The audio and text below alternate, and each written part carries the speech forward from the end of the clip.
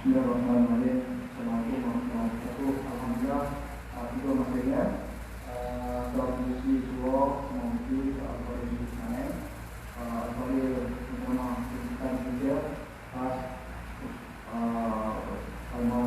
Al-Fadhil Maulana Ustaz Muhammad Abdullah bin Muhammad dan Rahman kata dari Islam Alhamdulillah.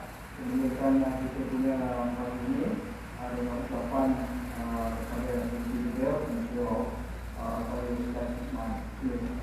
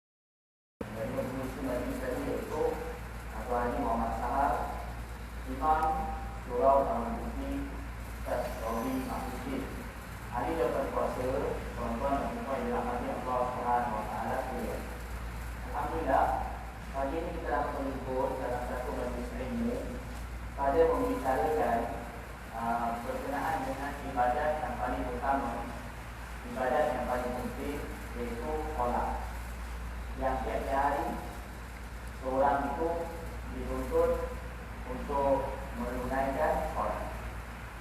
Baik, tuan-tuan dan puan yang dirahmati Allah Subhanahu Wa Taala, bila ditanya, kalau ditanya satu apa ilmu yang wajib dipelajari? Ilmu sangat luas. Ada ilmu dunia, ada ilmu agama, ada ilmu dunia. Dan manusia, setiap orang takkan mampu untuk tahu setiap ilmu. Makhluk yang paling luas ilmunya ialah Nabi Muhammad SAW. Tetapi manusia yang lain ialah kita tak akan dapat mampu untuk cakup semua ilmu. Kita nak belajar semua ilmu tak mampu. Ilmu dunia pun tak mampu, ilmu agama lagi tak mampu. Ada ilmu yang mana setiap orang tu wajib belajar untuk dia kuasai.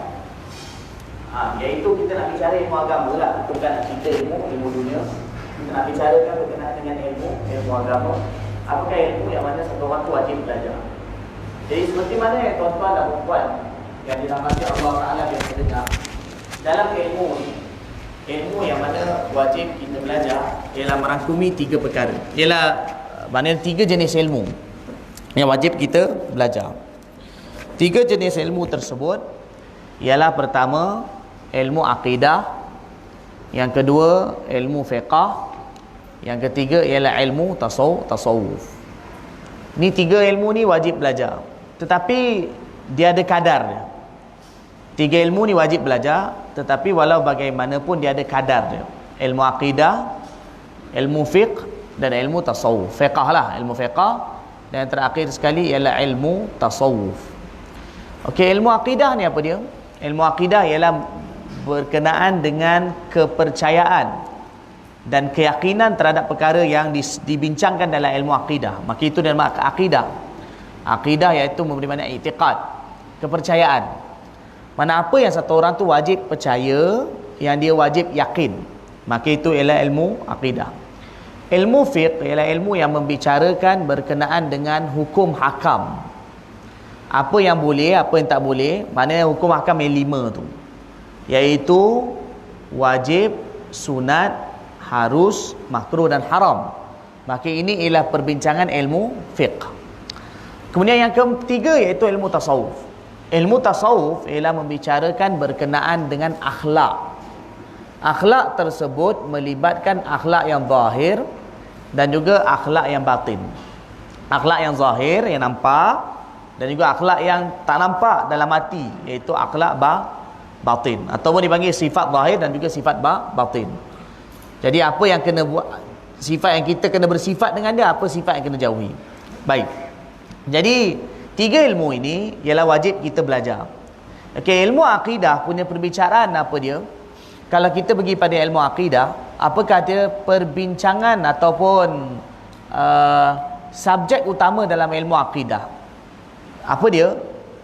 Dalam perbicaraan ilmu akidah membincangkan 3 perkara. Pertama ialah ilahiyat, yang kedua ialah nabawiyat, dan yang ketiga ialah sam'iyat. Boleh dapat ilahiyat yang pertama, yang kedua nabawiyat atau juga disebut nubuat, nabawiyat atau juga disebut nubuat, dan yang ketiga ialah sam'iyat. Sam'iyat, kalau ejaan dia ilahiyat, alif hamzah atau alif lam ha ya ta, ha ya alif ta, ilahiyat. Nabawiyat nun ba waw ya alif ta. Dan akhir sekali ialah sam'iyat. Sam'iyat sin mim ain ya alif ta, sam'iyat. Okay, ini perbicaraan ilmu akidah. Perbicaraan ilmu akidah. Ilahiyat apa? Berkenaan dengan Allah. Itu yang bicara sifat wajib, sifat harus, sifat wajib, sifat mustahil, sifat harus bagi Allah Ta'ala. Kemudian nabawiyat, berkenaan dengan Nabi dan Rasul. Nabawiyat ni berkenaan dengan Nabi dan Rasul. Apakah sifat wajib para Nabi, apakah sifat mustahil bagi para Nabi dan Rasul, dan apakah sifat harus. Dan akhir sekali sam'iyat. Sam'iyat ni apa? Sam'iyat ialah perkara-perkara atau peristiwa perkhabaran yang kita kena beriman tentangnya, berkenaan dengannya. Yang perkhabaran itu kita hanya dapat tahu daripada Al-Quran dan juga hadis. Maka ini dinamakan apa? Sam'iyat. Contoh macam selepas satu orang tu mati adanya azab kubur. Adanya azab kubur, mungkar nakir datang soalan dalam kubur. Apa lagi? Dan lepas tu akan dibangkitkan. Ada tiupan sekekala akan dibangkitkan. Lepas tu akan berlakunya apa? Akan dihimpunkan di mahsyar, akan dihisap sirat, mizan sirat dan sebagainya, dan seterusnya syurga ataupun naudzubillah neraka. Inilah perkara sam'iyat. Ini perbicaraan ilmu akidah. Inilah merupakan perbicaraan ilmu akidah. Yang kedua ialah ilmu fiqh. Ilmu fiqh membicarakan hukum hakam. Apa yang dibicarakan dalam ilmu fiqh? Perbicaraan ilmu fiqh meliputi 4 perkara. Perbicaraan ilmu fiqh ialah meliputi 4 perkara. Pertama ialah ibadat. Yang kedua muamalat. Yang ketiga ialah munakahat. Dan yang keempat ialah jinayat. Ini perbicaraan ilmu fiqh. Ibadat, muamalat, munakahat, dan akhir sekali ialah jinayat. Ini 4 perbicaraan utama ilmu fiqh. Ibadat cerita pasal apa? Solat, puasa, zakat, haji, itu ibadat.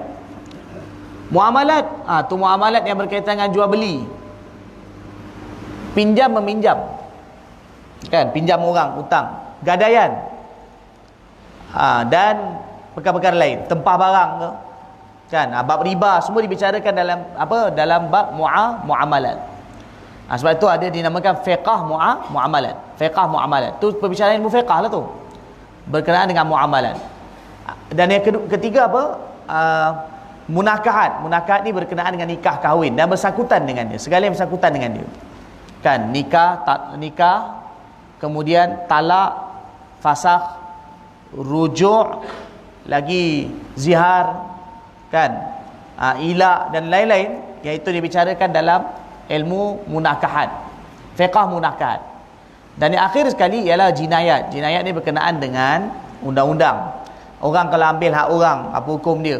Rampas hak orang, kemudian yang hudud, qisas dan sebagainya, maka itu dibicarakan di dalam ilmu jinayat, fiqh jinayat. Itu berbicaraan ilmu apa? Ilmu fiqh. Akhir sekali ialah tasawuf. Tasawuf ni ialah berkenaan dengan akhlak zahir dan akhlak batin. Apa dia? Iaitu dalam tasawuf dibincangkan berkenaan dengan apa sifat-sifat yang kita kena bersifat dengan dia. Contoh macam kita kena ikhlas, kena sabar, kena tawakal, kena apa lagi? Kena harap, kena takut. Harap pada Allah Subhanahu Wa Taala. Apa dia akhlak kena jauhi?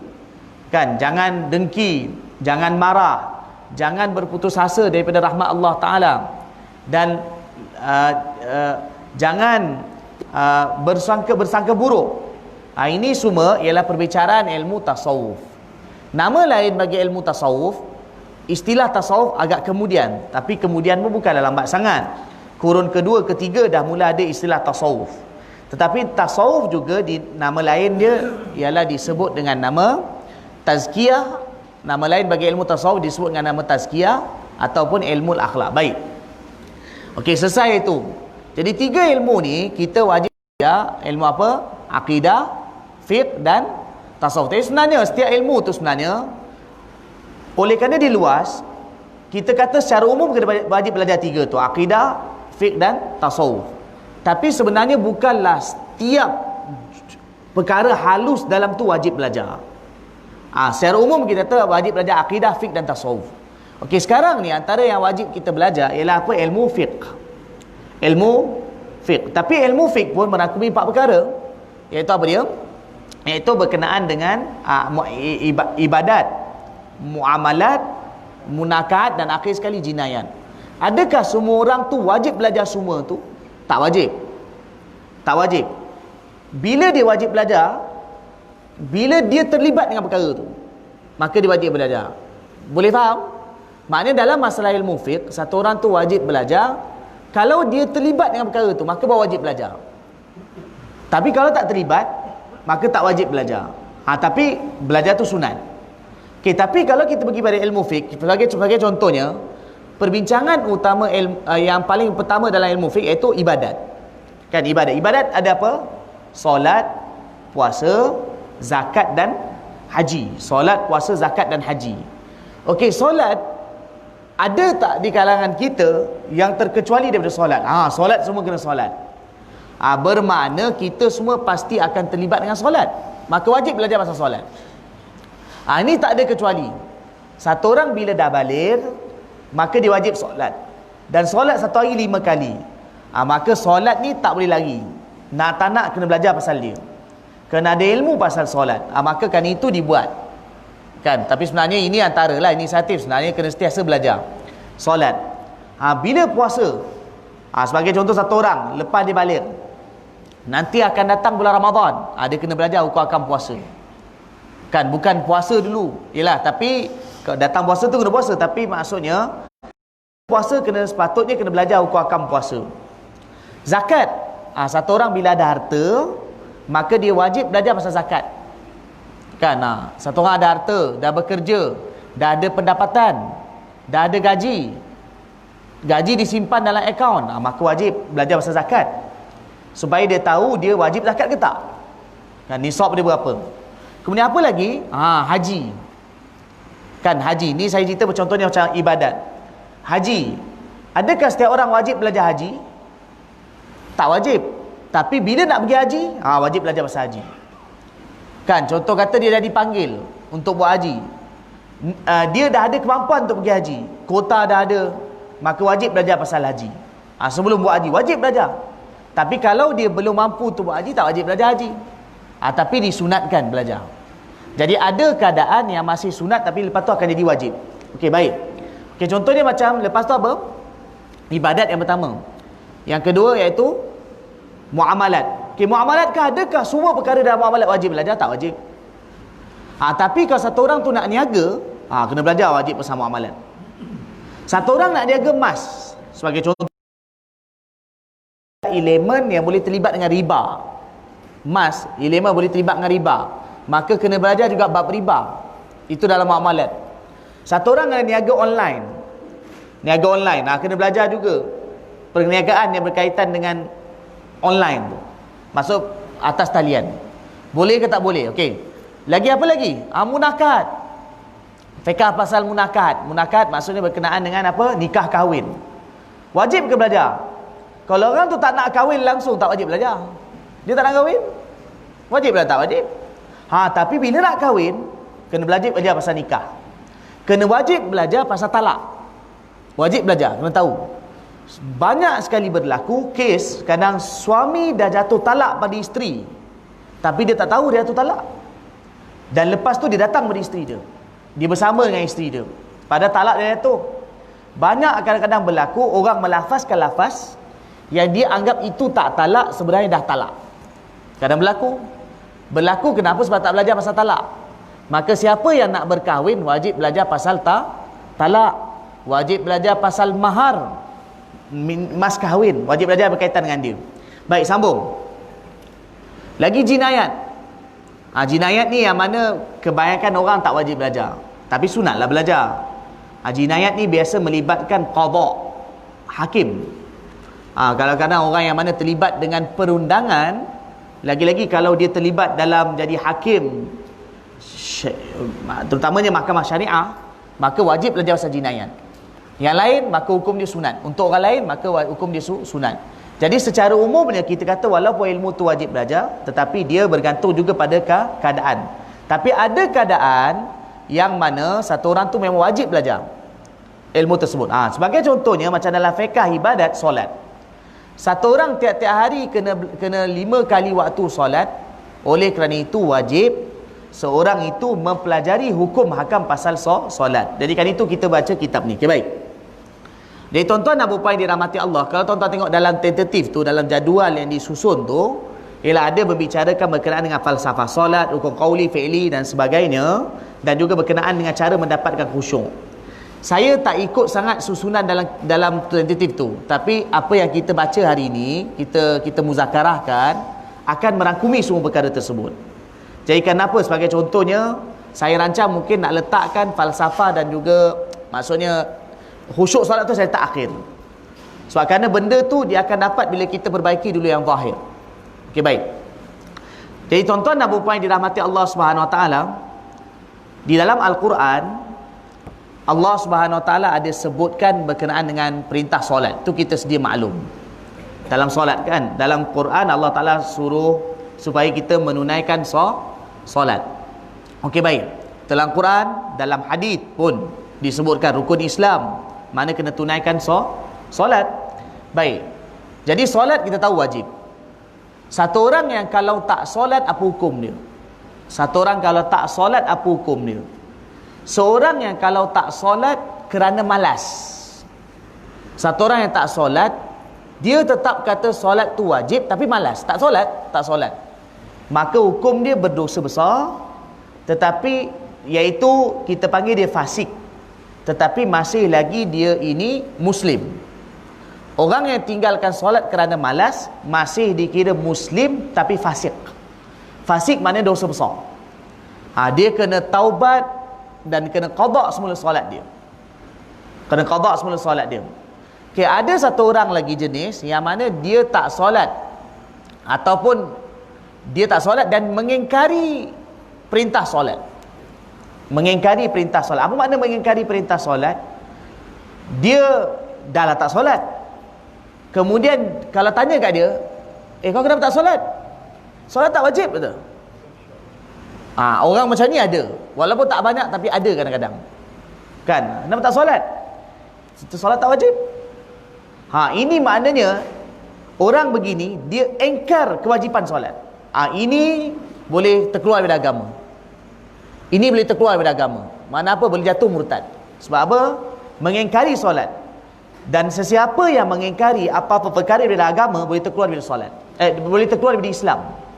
Apa-apa perkara yang pasti daripada agama, sesiapa yang menafikannya boleh terkeluar. Contoh macam Quran kata zina haram, dia kata zina boleh, boleh terkeluar daripada agama. Quran kata arak haram, dia kata bahawa arak boleh minum. Kadang ada orang minum arak tapi dia tetap kata haram, itu berdosa, tapi kadang dia engkar, itu boleh terkeluar daripada agama. Orang begini kalau kita jumpa, kita kena suruh ucap balik syahadah. Tetapi biasanya sebenarnya untuk tentukan orang itu terkeluar atau tidak daripada agama, ini diuruskan oleh mahkamah syariah. Kita bukan boleh suka-suka tuduh satu orang tu kafir, na'udzubillah. Tapi apa yang saya nak sampaikan ialah supaya kita jangan mudah menuduh satu orang kafir semata-mata dengan dia tinggalkan solat. Macam hari ni kan ramai orang Islam tak solat, tak puasa, minum arak, berjudi, zina, semua tu haram. Perkara itu dosa besar. Tapi kadang-kadang kalau tanya kat dia, kenapa kau tak solat? Dia kata sebenarnya saya lemah lagi, atau malas. Kerana ada macam tu. Kenapa kau berjudi? Tahu tak haram? Dia tak haram. Tapi kerana tuntunan dan nafsu dia buat. Orang macam ni ialah dia tetap kira muslim, tetapi dia berdosa besar, fasik.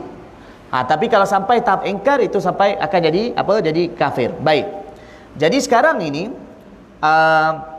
solat tu wajib. Sekarang ini maka hukum bagi solat ialah wajib. Jadi di dalam Al-Quran Allah Subhanahu Wa Taala ada sebutkan apa dia tujuan solat. Kan apa dia tujuan solat? Dalam surah Taha Allah ada sebutkan wa aqimis salata lidzikri. Allah Taala sebutkan dalam surah Taha wa aqimis salata lidzikri. Allah kata dirikanlah solat untuk ingat aku, zikir pada aku. Dirikanlah solat untuk ingat aku, iaitu untuk berzikir kepada aku. Bermakna salah satu tujuan utama solat ialah untuk ingat Allah. Solat ni ialah untuk ingat Allah Subhanahu Wa Taala. Baik. Jadi solat maknanya tujuan dia, utama dia, kita tunaikan solat ialah untuk dapatkan ingat Allah Subhanahu Wa Taala. Dan di dalam Al-Quran juga Allah sebutkan inna salata tanha anil fahsya'i wal munkar. Sesungguhnya solat menegah daripada fahsyak dan munkar. Fahsyak perbuatan-perbuatan keji yang melibatkan dosa-dosa besar. Munkar, dosa-dosa yang biasa yang lain. Dosa fahsyak ada disebutkan seperti contohnya zina dan perkara yang bersangkutan dengannya. Munkar, dosa-dosa lain. Jadi solat tu mencegah daripada fahsyak dan munkar. Ini di antara khasiat solat, kelebihan solat, mencegah daripada fahsyak dan munkar. Baik, tuan-tuan dan puan yang dirahmati Allah Subhanahu Wa Taala, kalau kita lihat hari ini, kita hari ini tiap-tiap hari kita solat. Hari ini tiap-tiap hari kita solat. Satu hari 5 kali, 5 waktu. Tetapi adakah solat kita berjaya menegah kita daripada fahsyak dan munkar? Kadang-kadang solat kita itu masih belum berupaya untuk tahan kita daripada fahsyak dan munkar. Makna apa? Kita solat tetapi tetap buat maksiat. Solat tetapi tetap mencuri. Solat tetapi niaga tetap tipu. Solat tetapi tiap-tiap hari mengumpat orang. Solat tapi kutuk orang, maki orang, dengki pada orang. Macam-macam yang lain. Orang yang buat tu kadang orang solat. Sebenarnya tuan-tuan dan puan yang dirahmati Allah, bukan masalahnya pada solat tu. Masalahnya pada orang tu. Masalahnya pada orang tu, bukan masalahnya pada solat. Allah, apa yang Allah beritahu dalam Quran itu benar. Allah kata solat menegah daripada fahsyat dan munkar. Habis kita tu solat tapi tetap buat maksiat. Adakah firman Allah salah? Firman Allah betul. Tetapi sebenarnya solat yang ditunaikan tu, bila belum mencapai tahapnya yang sebenarnya, orang kata belum mencapai hakikat sebenarnya, maka itu menyebabkan solat tersebut tak berupaya menegah daripada fahsyat dan munkar. Jadi bukan masalah pada orang tu, tetapi pada solat yang ditunaikan. Jadi oleh kerana itulah, supaya kita ini nak mengusahakan solat yang boleh menegah kita, menahan kita daripada maksiat, maka kita kena perbaiki solat kita. Cara dia ialah dengan kita belajarlah ilmu, dan kita kena beramal dengan apa yang kita belajar tentang solat. Kena tahu. Baik, tuan-tuan dan puan yang dirahmati Allah Subhanahu Wa Taala, jadi sebab itu para ulama sebutkan, kalau orang tanya apa dia falsafah solat, kan tajuk dia falsafah solat. Sebenarnya falsafah solat, para ulama sebutkan, ialah falsafah solat yang paling utama. Dengan solat kita dapat sampai kepada tahap takwa. Dengan solat kita dapat mencapai takwa. Itu antara falsafah ringkas saja, kan? Solat dapat capai takwa. Itulah solat, falsafah solat. Bagaimana dengan solat kita dapat capai tahap takwa?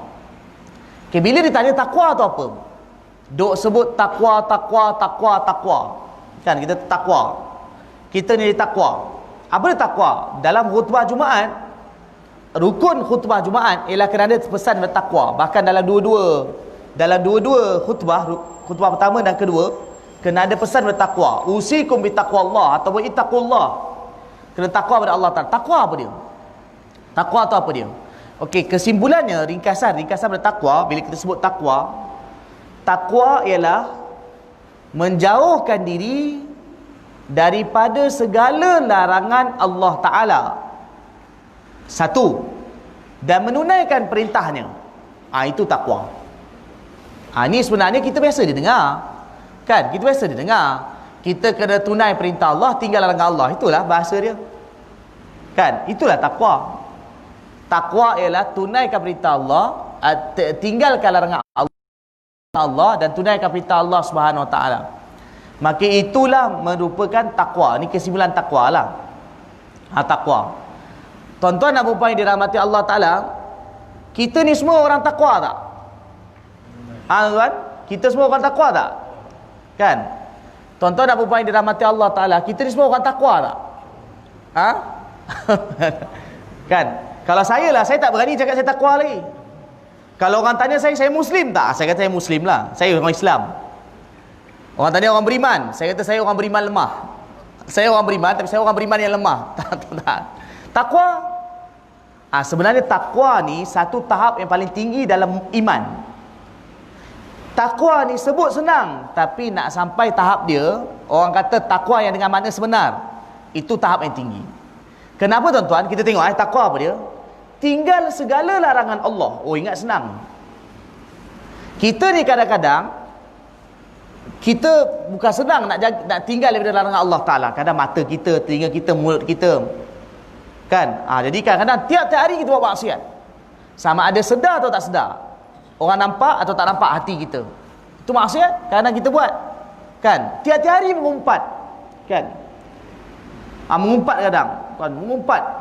Cerita keburukan orang. Itu adalah maksiat. Dan bermakna kalau siapa buat tu tak takwa lagi. Belum takwa lagi. Kalau Islam ialah Islam. Kan? Tapi belum takwa. Jadi sebenarnya secara umum, untuk sampai tahap takwa, itu adalah tahap yang begitu tinggi. Jadi kalau rata-rata, kalau kita ni orang Islam lah. Tapi betul-betul takwa tak? Mungkin belum. Tetapi harapannya kita nak jadi orang bertakwa. Kan? Sebenarnya kalau orang bertakwa, tinggal segala larangan Allah, buat perintah Allah Ta'ala. Jadi kita ni tak usahlah sangat mendabik dada, kata, oh saya ni takwa. Kan? Tak percaya tengok, lepas tu dia lepak kedai kopi. Lepak kedai kopi, daripada setinggi-tinggi orang sampai serendah-rendah orang, dia mengumpat. Kan? Yang betul dia seorang dalam dunia ni. Ketakwa benda ya. Kan? Jadi perkara itu bukan senang, kan? Bukan senang. Jadi falsafah solat yang paling utama ialah untuk sampai tahap takwa. Jadi itu yang dimaksudkan dengan inna solata tanha anil fahsya'i wal munkar. Solat mencegah daripada fahsya dan munkar. Solat mencegah daripada fahsya dan munkar. Maknanya apa? Satu orang bila jauhkan diri daripada fahsya dan munkar, maka dia apa? Dia takwa. Dia ialah menjadi orang yang bertakwa. Jadi tuan-tuan dan puan-puan yang dirahmati Allah Ta'ala, okey, baik. Sebelum kita mulakan baca kitab ni, bila kita sebut solat, nak betulkan solat, dia bukan hanya cerita solat tu je. Nak betulkan solat, dia bukan hanya betulkan solat tu je. Para ulama sebutkan, bila kita sebut solat, ialah dia merangkumi daripada masuk tandas sampai bagi salam. Itu adalah merupakan kesempurnaan solat. Boleh faham? Makna macam ni. Kita biasa faham untuk solat bermula takbiratul ihram, Allahu Akbar, habis dengan salam. Betul lah, itu solat. Tetapi untuk betulnya solat, untuk baiknya solat, bukan melihat pada tu je. Tak. Dia bermula daripada satu orang masuk tandas, ialah mana dia buang air. Dipanggil istinja, buang air. Dia punya kesucian daripada buang air. Lepas tu biasa apa dia buat? Kalau kata dia berhadas besar, dia akan mandi wajib. Ataupun lepas tu dia akan biasanya berwuduk. Daripada masuk jamban tandas, lepas tu dia berwuduk sampailah mula solat sampai bagi salam. Itulah kesempurnaan solat. Jadi bila satu orang nak betulkan solat, bukan hanya memang betul yang utamanya ambil berat dari takbiratul ihram sampai solat. Itu betul lah. Sampai habis salam. Daripada takbiratul ihram sampai salam. Tetapi untuk sempurnanya solat, ialah perlu diambil berat daripada masuk tandas, lepas tu ambil wuduk, dan lepas tu sampai takbiratul ihram dan sampai salam. Itu kena ambil berat. Kenapa? Sebagai contohnya, satu orang solat Allahu Akbar, memang solat dia first class, baca Alhamdulillah Rabbil Alam, kita nampak Masya Allah, nampak macam solat dia tu sempurna. Tapi rupa-rupanya, sebagai contohnya, dia ketika dalam tandas tadi, dia punya basuh najis tak betul. Maknanya kesucian dia tak terjaga. Mana ada najis yang tak dibasuh dengan betul. Jadi apa dia buat? Jadi bila dia ambil wuduk, maka wuduk dia pun tak sah. Kan? Najis masih ada. Kan? Lepas tu apa dia? Solat dalam keadaan tak suci, tak sah. Tapi masalah bermula dari mana? Masalah bermula daripada jamban tandas. Sebab itu tuan-tuan dan puan-puan yang dirahmati Allah, suka untuk saya sebutkan kepada orang masjid dan juga orang surau. Ni ambil berat. Saya pernah first time sampai surau Muti ni, walaupun saya orang Parujaya, dia saya first time sampai surau ni. Kalau ayah tu biasa sampai, tapi saya first time sampai surau ni. Saya pun tak pernah masuk tandas Taman Muti ni. Dan bukan mau nak masuk tandas nak uji, tidak. Tetapi kadang-kadang antara perkara yang orang masjid dan surau sangat penting untuk jaga ialah tandas. Tandas penting untuk jaga. Tandas kita usahakan pertama ya kebersihan lah, kebersihan. Tapi satu lagi juga ambil berat, juga tandas kita juga tidak menyebabkan solat orang jadi tak sah. Apa kadang-kadang perkara yang kadang menyebabkan solat orang jadi tak sah? Kadang-kadang tandas tak dijaga betul-betul di mana letak seliparnya. Kadang atau tandas tak ada selipar. Atau selipar ada tapi tak dijaga sampai mana tahap selipar tu. Satu. Antara perkara yang juga masalah ialah kadang-kadang tandas kita di masjid dan surau, saluran airnya saluran airnya tak dijaga dengan baik, menyebabkan kadang orang keluar merejeh-rejeh air najis tu terkena kat dia. Lepas tu dia ambil wuduk, baju dia najis. Solat macam tu macam mana Allah nak terima? Mungkin dia tak tahu, dimaafkan. Tetapi pihak masjid dan surau, kalau tak ambil berat tu kena ambil berat, kena na'udzubillah, esok kena jawab depan Allah Ta'ala. Sebagai contoh kan, saya bagi contoh. Sebagai contoh kadang-kadang, macam contohnya kadang-kadang ni mangkuk tandas. Kan mangkuk tandas. Jadi kadang-kadang depan, kadang-katalah luar tandas. Luar tandas kadang-kadang ada setengah masjid dan surau mereka buat tempat ambil wuduk. Tapi kadang-kadang dekat pintu tandas tidak dibuat penghadang air. Kadang-kadang setengah masjid dan surau, bukan semua, tak dibuat penghadang air. Jadi apa berlaku? Kadang-kadang orang bila kadang dia kencing ke ataupun dia buang air besar, percikan. Air tu kadang keluar sampai ke lantai tempat ambil wuduk. Dan kadang dengan air tu kadang orang ambil wuduk semua sebagainya. Selalu berlaku. Kadang-kadang sebagai contohnya, saluran keluar air tandas kadang-kadang lalu tempat wuduk. Ni banyak berlaku masjid dan surau. Faham maksud saya kan? Kadang-kadang kan dia buat tempat wuduk kadang depan tandas, kadang saluran yang sama juga kadang air daripada tandas di dalam tu, yang bukan air yang najis tu, air yang kita basuh tu kadang keluar kat situ. Jadi kadang orang ambil wuduk kat situ, bila dia ambil wuduk air terpercik. Dalam masa yang sama ada orang tandas, kadang orang tu kencing kan. Lain-lain kadang orang-orang yang berumur.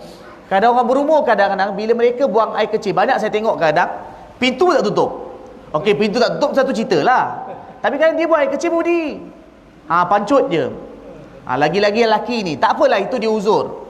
Tapi kadang bila dia pancut tu kadang dengan seluruh tepi-tepi tu kadang air najis kadang terpercik. Lepas tu apa dia buat? Dia pun pergi curah air. Air yang najis tu terkeluar, mengalir sampai keluar, lalu saluran wuduk pula. Kadang-kadang orang masjid dan surau pernah ambil berat. Selain daripada pastikan kita punya tempat suci, maka tandas kita bersih, juga perkara yang melibatkan najis tu kena jaga. Sebagai contoh lagi, apa lagi? Kadang-kadang ni tempat flush tu kan, tandas kita ada pump, kerana airnya menitik. Bila orang kadang buang air, kadang-kadang ada orang yang pembersih tak ada masalah. Bila dia buang air, dia cepat-cepat ambil berat. Kalau ada najis dia mungkin yang berterabur ke atas kan, kadang ada orang ini saya kena sebut, ni bukan main-main, ini benda yang serius, ini bukan benda main-main. Maksud saya ialah kadang-kadang kan orang pergi buang air, duduk, kadang-kadang ada kala dia cerit, atau kadang ni sekali keluar boom, kan berlaku kadang sekali keluar kadang berterabur. Kalau orang tu mungkin pembersih, dia sendiri akan cuci. Tapi manusia ni macam jenis, ada orang dia berak tinggal yang tu je, dia kata yang penting aku je bersih, yang orang lepas tu mampus dia, lantak dia lah, dia bersih ke tak. Lagi apa yang berlaku di atas, kadang-kadang tepi tu, kadang tepi tu dekat atas tu, bukan dalam mangkuk tandas, atas mangkuk tandas, ialah kerana berterabur najis dia dah keluar dah, si pakcik ni dah keluar dah, dia kata yang penting aku je dah bersih. Tapi kemudian tempat flush tu, dekat tempat flush tu kadang air menitik. Datang orang lepas tu, orang tu pun pergi buang air, dia kadang tak sedar air menitik. Air yang menitik itu kadang terkena dengan najis yang ada atas tu, yang tadi pakcik orang sebelum tu punya orang kata dia meninggalkan ni kan najis tu. Lepas tu menitik kena. Orang tu kadang menitik, kesian orang tu kadang tak sedar. Kan kadang dia pun tak sedar, kadang menitik, kan terkena kat najis tu, kemudian air tu najis. Terkena kat orang tu. Sebab itu kadang benda tu ambil berat. Kadang-kadang kalau saya masuk ke masjid dan surau, kadang kalau masjid tu tak menepati tu ni, kadang-kadang saya selotok dengan dia punya ni sebutkan. Jadi ini antara perkara kena ambil berat. Kan masjid dan surau, sebab tu kadang kena ambil berat sampai ke bab tandas. Tempat wuduk, ya, kerana ia adalah melibatkan kepada kesucian. Bila orang solat, kadang itu menyebabkan bila solat Allah tak terima. Bila kita solat Allah tak terima, maka kita tak akan dapat capai falsafah solat tu. Kalau kita solat Allah tak terima, yelah mungkin solat tu sah sekalipun, tapi solat tu tak dapat mencapai takwa tu. Takwa tersebut tidak akan tercapai. Jadi kerana itu tuan-tuan dan puan-puan yang dirahmati Allah Subhanahu Wa Taala, apa yang perlu diambil berat? Solat ialah bukan melibatkan daripada solat takbiratul ihram sampai ke salam saja. Tetapi solat bermula dia punya kualiti dia ialah bermula daripada buang air sampailah kepada ambil wuduk ataupun mandi wajib, kemudian sampailah kepada bagi salam. Itu semua kena ambil berat. Tuan-tuan dan puan-puan yang dirahmati Allah Subhanahu Wa Taala. Okey, baik. Kan itu Nabi bagi tahu dalam hadis. Nabi kata miftahus salati at-tuhur. Kan dalam hadis kan? Miftahus salati at-tuhur, Nabi kata. Apa dia? Iaitu kunci bagi solat ialah bersuci. Dalam hadis Nabi kata, kunci bagi solat ialah apa? Bersuci. Jadi bermakna bersuci itu kena jaga. Bersuci di situ maksudnya termasuk bersuci daripada najis dan hadath. Bila kata bersuci itu, bersuci daripada najis dan hadath, dan juga maksudnya jaga kesucian dari najis, dan kemudian juga melibatkan kepada mandi wajib dan juga wudu. Jadi kerana itu perlu kita ambil berat mengenai perkara tersebut. Okey, baik. Sekarang kita mula baca kitab ni. Okey, kitab ni tuan-tuan dan puan-puan yang dirahmati Allah, nama kitab ni Safinatun Najah. Kitab ni dikarang oleh Al-Syekh Al-Alim Al-Fadil Salim bin Sumair Al-Hadrami. Pengarang ni asal orang Yaman. Pengarang kitab ni sebenarnya kat dalam tu semua ada lah, tapi saya nak ringkaskan saja. Kita nak fokus pada kita punya majlis kita ni. Jadi pengarang ni asal orang Yaman, orang Hadramaut. Hadrami tu makna Hadramaut, tapi kemudian meninggal dunia di Indonesia. Beliau ni asal Yaman, tapi kemudiannya akhirnya meninggal dunia di Indonesia. Beliau meninggal dunia pada tahun 1271 Masih Hijrah. Sekarang dah 1442. Beliau meninggal 1271 Hijrah. Meninggal dunia Indonesia. Dikemumikan di Indonesia tapi asal Yaman. Kitab ni dipelajari di semua, tahu saya lah, kalau madrasah yang belajar kitab ni. Dan kitab ini wajib hafal. Biasa kalau di madrasah wajib belajar kitab ni. Dia kitab ni untuk beginner. Mana untuk pelajar permulaan wajib belajar kitab ni. Tapi kenapa saya pilih kitab ni untuk dibaca, walaupun kita mungkin boleh baca kitab lain. Kitab ini antara kitab yang sangat berkat, dan para ulama kata kitab ini adalah antara kitab yang dipanggil sebab kepada fatah. Fatah makna apa? Allah buka ilmu. Kadang-kadang tuan-tuan dan puan-puan dirahmati Allah, ada kitab yang kalau kita baca, walaupun kitab tu kecil, tetapi bila kita belajar sungguh-sungguh, Allah pada kita. Fatah makna apa? Allah buka ilmu kat kita. Jadi sebab itu kadang para ulama bila mereka mengajar kitab-kitab, mereka tak pilih kitab sembarangan. Sebab itu para ulama banyak ambil, kalau mengajar, kadang ambil kitab-kitab lama. Kadang orang tanya, asyik baca kitab lama, apa tu tak baca kitab baru? Sebab kerana kitab lama, pengarang ni ikhlas. Orang baca akan dapat keikhlasan pengarang. Tu bagi kesan pada orang tu. Kadang kitab baru tanpa menyentuh mana-mana orang. Kitab baru kadang orang yang karang tu nak buat duit. Kadang-kadang bukan semua, kadang-kadang. Jadi dia punya kesan tu kurang. Jadi kan itu kadang bila satu kitab kan ulama karang, kadang orang baca, Allah bagi pada dia kefahaman, dia akan membuahkan amal. Contoh macam kitab Imam Ghazali kan. Imam Ghazali punya kitab orang baca. Kerana apa? Kerana keikhlasan pengarang dia. Sampai hari ni kita kenal Imam Ghazali rahimahullah ta'ala. Sedangkan Imam Ghazali meninggal bila? 505 Hijrah. Okey, baik. Jadi kitab ini Safinatun Najah. Okey, tadi saya dah bagi tahu bahawa dalam fiqh dia ada 4 perbicaraan kan. Apa dia? Ibadat, muamalat, munakahat dan jinayat. Okey, dalam kitab ni secara umumnya ialah menceritakan fiqh ibadat. Kitab ini ialah menceritakan berkenaan dengan fiqh ibadat. Adalah sikit permulaan tu disentuh pasal akidah tu, tapi kitab ini fokus utamanya ialah berkenaan dengan fiqh ibadat. Tapi pun tak semua. Dia hanya sentuh sampai bab puasa je. Jadi ada dalam kitab ni cerita fiqh ibadat, solat, puasa, puasa. Solat dan puasa, dia sentuh sampai puasa je. Dan kemudian yang yang haji tak disentuh dalam kitab ni. Haji tak disentuh dalam kitab ni. Zakat juga tidak ada. Jadi kitab ni cerita pasal fiqh ibadat. Fiqh ibadat. Okey, baik. Sekarang kita nak mula baca kitab ni. Okey, tuan-tuan dan puan yang dirahmati Allah Taala, sekarang kita mula dengan tengok muka surat 21. Tengok muka surat 21. Kita akan datang pada solat, semua rukun solat kita akan baca nanti. Tapi kita mulakan dulu daripada yang awal-awal ni. Kita tengok kitab ni. Tengok muka surat 21. Kitab ni kita tak baca semua.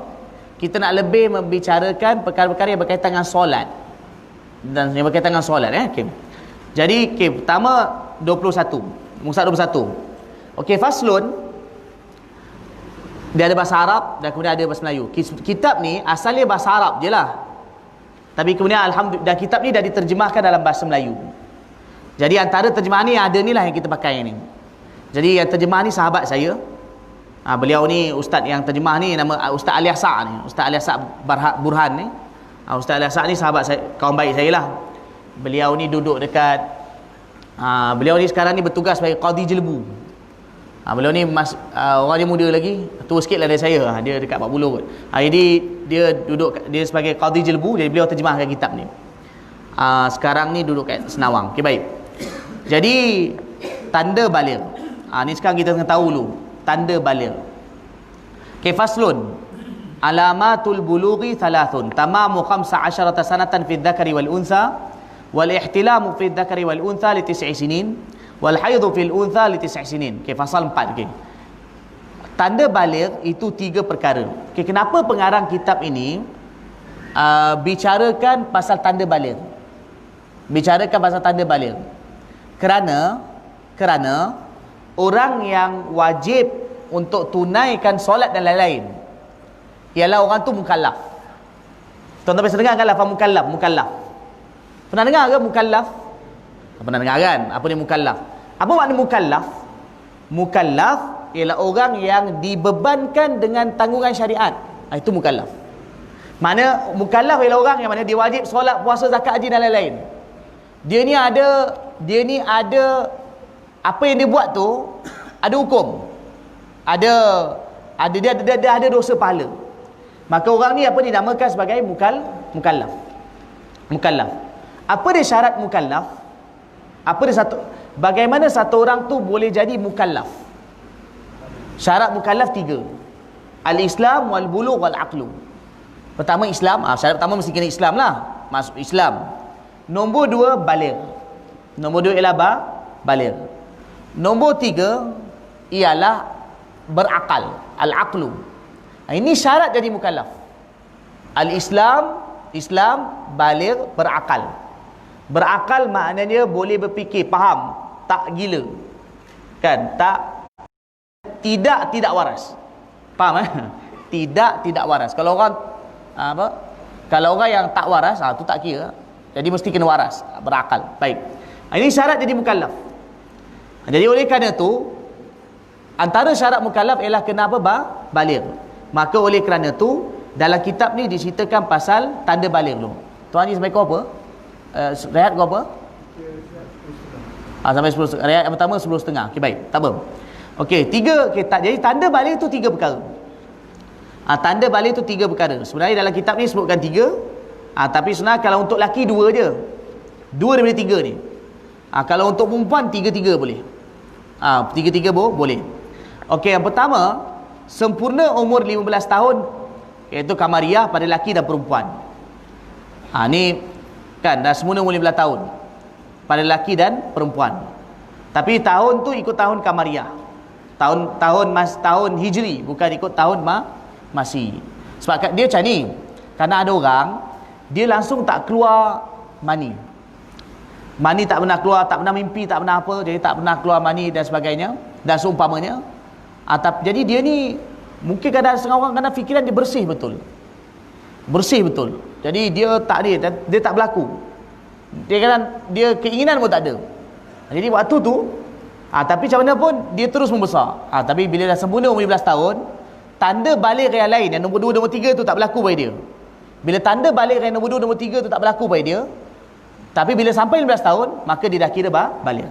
Faham Yang sempurna 15 tahun ni maksudnya kalau tanda balik nombor 2 dan nombor 3 tu tak berlaku. Nombor 2 dan nombor 3 tu tak berlaku, maka barulah dia dikira sebagai balik dia dengan yang pertama, iaitu sempurna umur 15 tahun. Okey, yang kedua, keluar air mani pada lelaki dan perempuan bagi yang berumur 9 tahun Kamariah. Maksudnya 9 tahun ke atas. Jadi kadang kalau perempuan tu atau lelaki atau perempuan keluar mani. Tetapi biasanya keluar mani ini ialah memberi makna biasanya lelaki. Biasanya lelaki. Biasanya dengan bermimpi. Biasanya dengan bermimpi, tapi mesti dah umur 9 tahun dan ke atas. Perempuan boleh berlaku tak? Perempuan pun boleh berlaku. Kadang-kadang mungkin perempuan tertanya. Dalam hadis pun ada perempuan tanya, boleh ke wanita keluar mani? Nabi beritahu ya, boleh. Bahkan memang perempuan keluar mani. Jadi perempuan juga boleh berlaku perkara ini.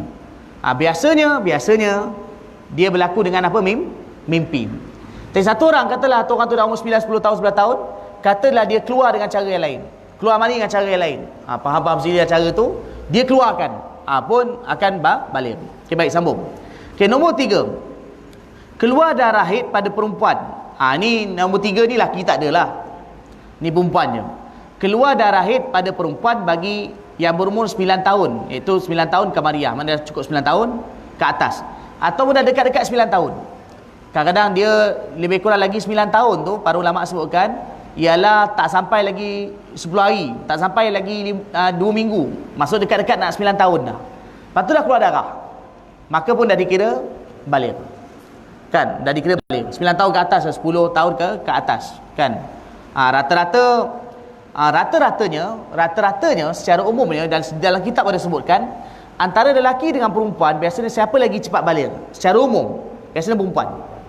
Kadang perempuan 9 tahun 10 tahun dah balik, tapi kadang lelaki kadang mungkin 12 tahun 13 tahun 11 tahun atau 12 tahun kadang balik. Ni secara umumnya. Tapi poin dia ialah sebenarnya mana umur yang paling rendah untuk balik 9 dan umur paling tinggi mana paling last balik 15. Jadi kalau orang tu dah 16 tahun, 17 tahun tak balik lagi, tu pelik. Kan? Tak balik lagi lah. Tu tak mungkin kan? Dia sebab kerana boleh balik dengan umur. Okey, sambung. Okey, yang seterusnya tu, okey, sekarang ni muka surat 22. Muka surat 22 ialah masuknya apa? Taharah. Kita tak apalah. Syarat sah istinjak tu kita tak baca. Sebab istinjak di sini menggunakan batu, jadi kita tak baca. Kita biasa gunakan air. Okey, sekarang kita masuk muka surat 24. Masuk muka surat 24, rukun wudu. Rukun wudu. Okey. Furudul wudu'i sittatun al-awwalu an-niyyah, tsani ghaslul wajh, ats-tsalitsu ghaslul yadaini ma'al mirfaqain, ar-rabi'u masu syai'in min ar-ra'si, al-khamisu ghaslul rijlaini ma'al ka'bain, as-sadisu at-tartib. Baik. Rukun wudu itu 6 perkara. Yang pertama niat. Okey, tuan-tuan dan puan-puan yang dirahmati Allah Taala, niat ni mana lintasan hati. Kat depan nanti akan terang, tak apalah. Pertama niat. Niat nak berwuduk lah. Niat.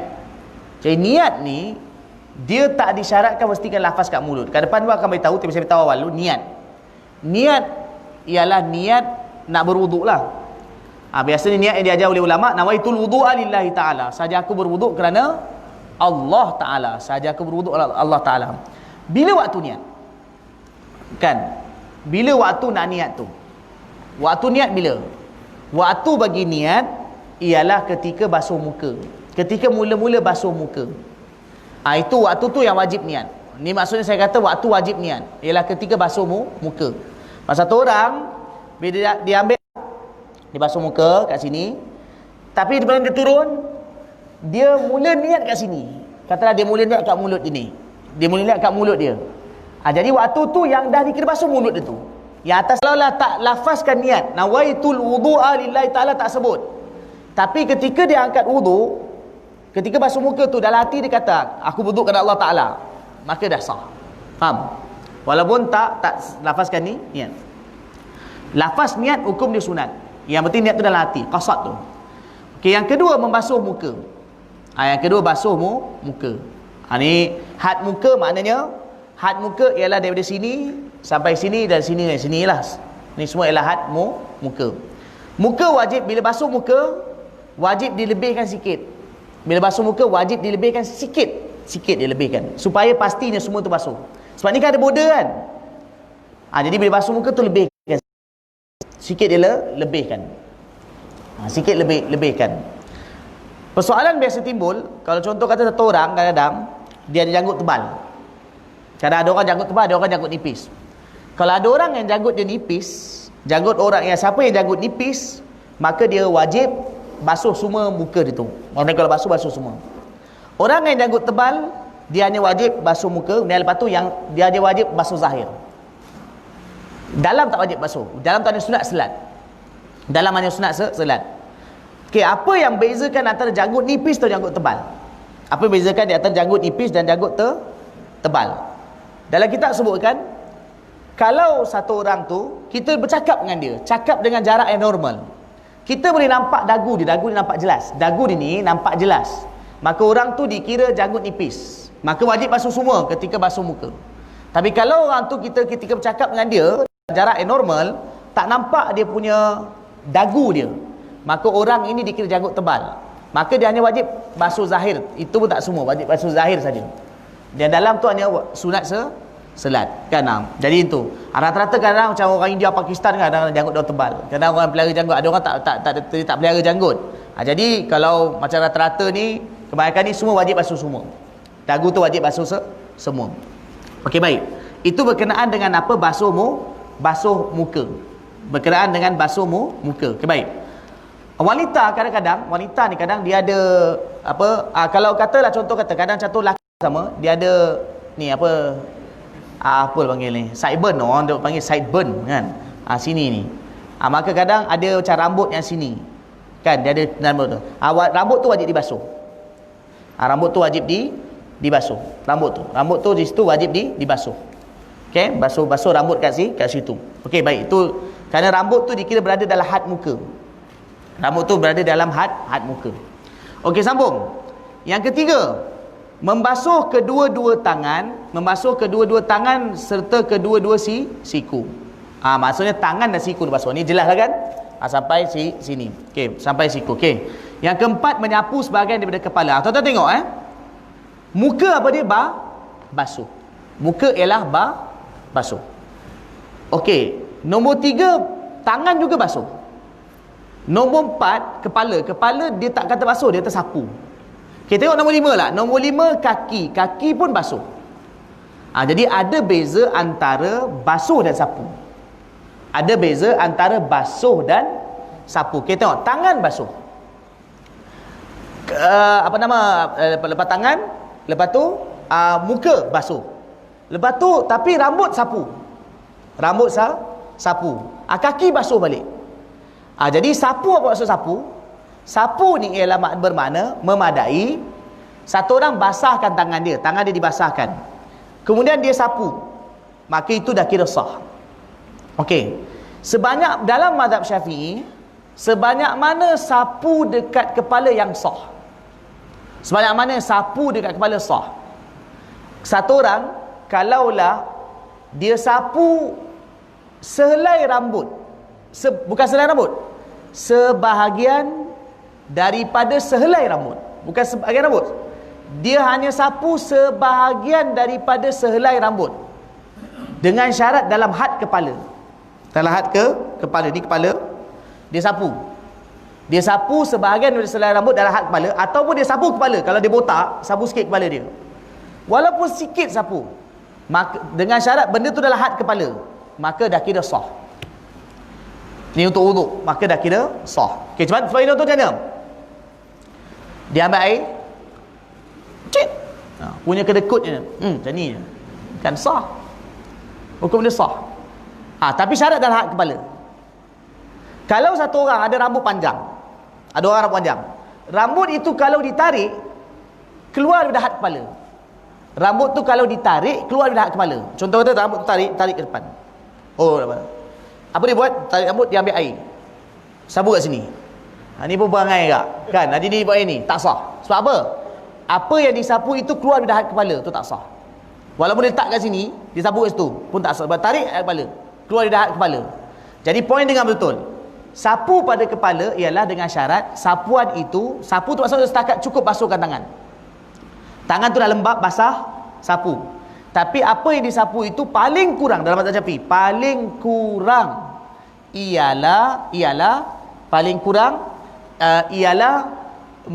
terkena pada sebahagian daripada selai rambut ataupun pada kulit kepala yang tak keluar daripada had kepala.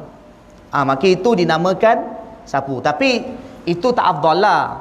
Jadi afdalnya ialah sapu semua, kan? Ialah afdal ialah sapu semua kepala, kan? Sebab itu kadang ada contoh macam biasanya kadang perempuan. Ada kadang setengah perempuan, kadang lelaki, bila kadang mereka pakai tudung. Kadang-kadang bila ambil wuduk, kadang-kadang susah nak tanggal tudung. Jadi dia buat apa? Dia masukkan sini. Sah. Atau kadang dia sapu kat sini. Sah. Tapi kena hati-hati. Jangan sapu ujung sangat. Kadang dia sapu sini. Tak sah. Takut sebab terkeluar dari hak kepala. Ni hak kepala. Kadang perempuan tu apa dia buat? Dia tarik rambut dia. Tarik. Dia ni. Ni pun perangai macam ni kan. Jangan buat lah. Jadi dia tarik kan. Nak senang betul kan. Jadi dia tarik situ, tak sah. Syarat dia mesti sapu. Kadang-kadang contoh kata dia ambil air, dia masukkan. Kan? Satu lagi perangai. Ini satu lagi perangai. Apa dia buat? Dia ambil air, dia titis. Titis. Sah. Pun hukum dia sah. Hukum dia ialah sah. Sah. Kan? Jangan takut dah sah. Lagi tak pegang tak sah. Tapi syarat dia titisan itu jatuh dalam had kepala. Maka barulah maka sah. Tapi tak afdal macam tu, kan? Contoh kadang-kadang lelaki kadang dia pakai serban. Serban dah cantik. Dia nak buka kan, kalau buka serban hancur pula. Tadi dah ikat serban sejam. Sejam ikat. Kan? Macam perempuan kadang pakai tudung. Kan dia pakai tudung kan bukan senang. Susah kan? Lepas tu lilit sana, cucuk sana, cucuk sini, masuk cucuk kepala kan. Jadi macam hantu paku dah.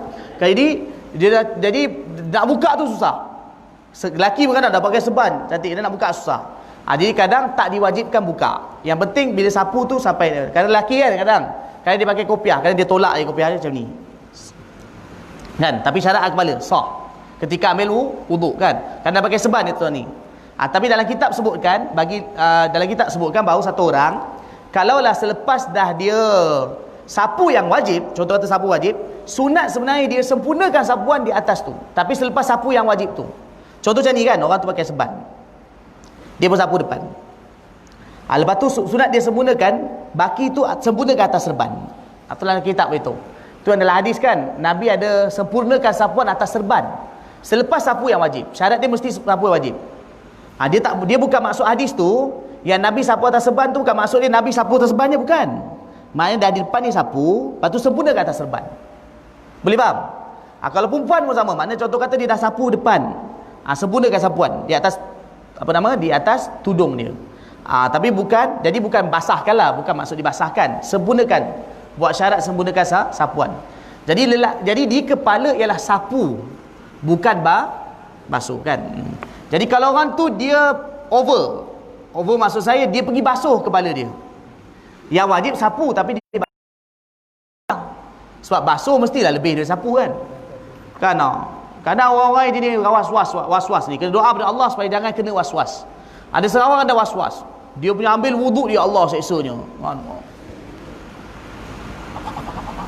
Kan? Dia kata tahu dia macam dia ni kan, ambil wuduk ni. Lepas tu bila dia basuh rambut, tak puas hati macam ni. Pun rasa tak puas hati macam. Orang macam ni ada. Bukan ada, bahkan selalu. Kan banyak kan. Kadang-kadang kan orang dah nak flight dah, dia tengah ambil wuduk ni. Kan orang nak flight dah, dia tak ambil wuduk. Kadang berlaku ni bukan cerita main. Kan cerita yang berlaku kan. Jadi itu kadang perkara itu boleh berlaku. Okey, sambung. Okey, menyapu sebahagian daripada kepala. Yang kelima, membasuh kedua-dua kaki. Membasuh kedua-dua kaki serta kedua-dua buku lali. Ini jelas Okey, baik. Cuma kat sini kadang ada antara perkara yang kena ambil berat. Ialah kadang-kadang celah-celah jari itu kadang kena ambil berat. Kan celah-celah jari. Di kaki ni biasa nak ambil berat, biasa celah-celah jari. Celah kat jari tu celah-celah tu. Kadang-kadang ada orang kadang jari dia rapat sangat. Lain lagi antara jari yang yang jari kelingking yang ujung tu dengan jari sebelah tu kadang rapat. Jadi kadang kalau dibasuh dia tu kadang air tak sampai. Jadi dalam kitab sebutkan kalau air tak sampai, melainkan kena dia pergi selat, wajib selat. Wajib selat. Satu lagi, ketika basuh kaki, antara kena ambil berat ialah pada ibu jari. Kadang ibu jari ada kotoran. Kotoran itu kadang-kadang takut dikhawatiri kadang menegah, menghalang dia air sampai. Jadi kadang kena ambil berat kotoran tersebut. Kan? Jadi kena hati-hati kadang. Tapi kadang-kadang kalau potong seorang kadang dia diluka kaki dia. Jadi tapi pastikan kalau ketika basuh kat ibu jari tu kena tengok air masuk ke dalam. Lagi satu lagi apa? Rekahan di tumit. Kan tumit. Ni juga kena ambil berat. Lagi-lagi biasanya orang badan besar. Orang yang badan kurus biasanya ni tak ada masalah sangat. Tapi kadang biasa orang badan besar, kaki dia banyak rekah. Lagi-lagi dekat tumit. Dekat tumit ni kadang kena hati-hati, rekahan tu air kena masuk dalam. Air kena masuk dalam. Jadi kena pastikan ketika di kaki, iaitu antara tempat dia iaitu celah-celah jari dan rekahan-rekahan dan juga pada kena pada kuku. Okey, sambung. Yang keenam, tertib. Yang keenam tertib. Amat dia tertib. Tertib ni maknanya dia ikut susunan. Yang diberitahu tadi lah. Tertib ialah ikut susunan yang diberitahu. Apa makna tertib? Tertib macam ni. Dia tertib ini bermakna kalau satu anggota tak sah, maka dia akan memberikan kesan pada semua lepas tu tak sah. Okey, tuan-tuan dengar. Satu orang ambil wuduk. Okey, wuduk dah habis, selesai. Lepas dia ambil wuduk, tengok lepas ambil wuduk, selesai ambil wuduk semua. Tengok ada cat kat sini. Alamak, ada cat. Okey, ada cat. Tadi wuduk dah semua, tapi tengok ada cat kat sini, kat tangan. Okey, saya nak tanya, apa dia kena buat sekarang? Apa dia kena buat? Siapa nak bagi tahu? Ada ke tuan nak bagi tahu? Sambil saya beritahu, saya bagi saya minum kopi kan. Siapa nak bagi tahu? Apa dia kena buat sekarang? Buang cat dulu, okey. Wuduk semula. Okey, satu jawapan daripada Tuan Haji. Lagi ada jawapan lain? Ada jawapan lain? Tak apa, cuba tangan. Ini sebenarnya saya sengaja tanya. Bila Cani tanya, tak adalah tidur. Kau nak tidur kan? Jadi, ya Tuan Haji, sila. Tak apa, salah pun tak apa, betul ke? Tak, tapi tak ada hadiah lah. Okey, sila Tuan Haji. Hadiah banyak wangi. Sila Tuan Haji. Bersihkan cat dulu. Okey. Lepas tu dia ambil air, dia dah sapu 3 kali. Okey, tiga kali. Tempat cat. Okey, kemudian lepas tu selesai. Dah mana wuduk sah, lepas tu boleh sembahyang terus. Okey. Jajang. Sebab saya tak sarapan ni. Okey, baik. Okey, dengar. Sebenarnya itulah tujuan saya tanya. Daripada tanya itu kita dapat tahu faham ke tak tertib. Tak apa, jawapan salah tak masalah. Apa dia kena buat? Okay, saya beritahu. Apa dia kena buat kalau dalam kes ni? Dia kena buangkan cat tu.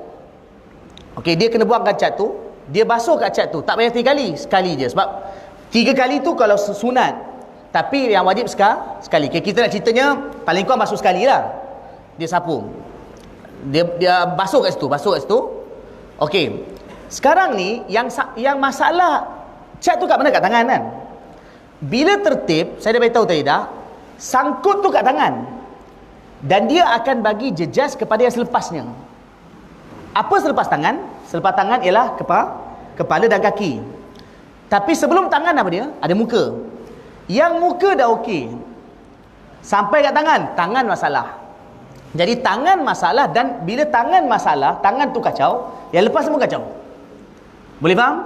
Jadi yang muka tak payah kacau dah, muka dah sah. So sekarang apa dia kena buat? Jadi dia bersihkan, dia bersihkan cat tu, kemudian dia basuhkan dia punya tempat tu, dan lepas tu sapu kepala, basuh kaki. Selesai. Jadi tak payah ulang semula dia punya wudu. Okey, kalau dia ulang pun sah. Tetapi saya nak cerita apa yang sewajarnya dia buat. Kan? Sebab itulah dimasukkan tertib. Tapi itu dalam mazhab Syafi'i. Kalau mazhab Hanafi, madai macam tu Haji cakap. Itu kalau ikut mazhab Hanafi. Sebab mazhab Hanafi, wuduk dia tak wajib tertib. Mazhab Hanafi, wuduk dia tak wajib tertib. Rukun wuduk dia 4 dia. Sebab saya ada baca kitab lain, dalam Saya tak pasti apa yang Tuan Haji baca tu dalam mazhab Syafi'i ataupun tidak. Kadang-kadang saya tak nak kata benda tu salah atau betul. Kadang-kadang apa yang Tuan Haji baca tu bukan penerangan berdasarkan mazhab Syafi'i. Itu kena saya takut. Sebab tu saya beritahu ini ialah dalam mazhab Syafi'i. Kita sekarang belajar dalam mazhab Syafi'i. Okey, kalau dalam mazhab Syafi'i macam tu. Tapi kalau dalam mazhab Hanafi, macam Tuan Haji cakap. Tapi jangan buat macam itulah. Sebab itu dalam mazhab Hanafi kita ikut mazhab Syafi'i. Bahkan kitab kita belajar ni mazhab Syafi'i. Okey, baik. Jadi itu dia.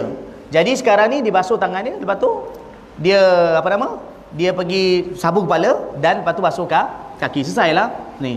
Jadi itu tertib tu maknanya ikut susunan. Ya, Tuan Haji. kalau masuk kaki tu maknanya kita siram air kan. Kita ulur kaki macam tu. Kita basah lepas ni. Tapi nak digosok. Okey, gosok tak wajib. Tak apa, dah tanya dah. Okey, baik. Gosok tak wajib. Gosok tu tak wajib. Kecuali kalau ada tempat-tempat yang tak sampai air mereka kena gosok, kena tenih. Kan? Maka tempat tu wajib tenih. Tapi kalau tanpa tenih atau gosok, air dah sampai memenai. Jelas? Tu tak wajib kan? Tapi kadang-kadang bila kita berwuduk, kadang ada kala kita takut tak sampai. Takut. Jadi digalakkan gosok, tapi tak wajib. Dia hanya wajib gosok atau tenih itu kalau tanpa gosok dan tenih air tak sampai ke tempat yang wajib. Gosoklah. Macam saya beritahu tadi kan, celah jari. Celah jari ni antara tempat sensitif. Celah jari. Jadi kadang-kadang celah jari itu tak boleh air masuk melainkan kita kena selat. Waktu tu selat wajib. Tapi kalau orang tu memang tanpa selat pun air boleh masuk, tak payah selat.